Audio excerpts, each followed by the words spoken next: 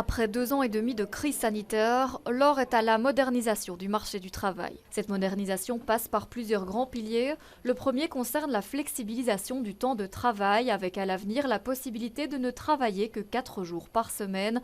On parle également d'un régime hebdomadaire variable qui permettrait de travailler davantage pendant une semaine et moins durant une autre. La période Covid nous a forcé de travailler d'une manière plus flexible, de mieux essayer de combiner notre vie professionnelle et notre vie privée.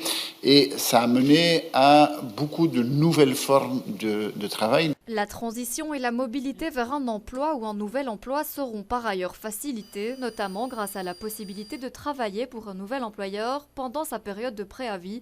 Autre point important, les formations. Chaque travailleur disposera désormais d'un droit individuel à 3 jours de formation en 2022, porté à 4 en 2023, puis à 5 en 2024. Et donc la volonté, c'est vraiment qu'une fois par an, chaque entreprise dépose un plan de formation et qui devra prendre en compte l'ensemble du développement des compétences des travailleurs, avec la volonté, bien entendu, de pouvoir les renforcer.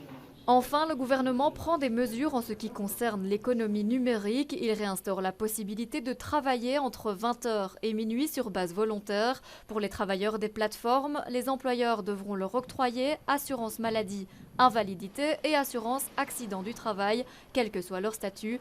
Le gouvernement insiste par ailleurs sur le droit à la déconnexion. On l'a vu aussi pendant la crise du coronavirus, avec le développement du télétravail, la nécessité de pouvoir trouver des moments de pause, de respiration et de pouvoir se consacrer à la vie privée, à la vie familiale. Et donc ça passe aussi par une sensibilisation aux outils numériques et à la manière de les utiliser.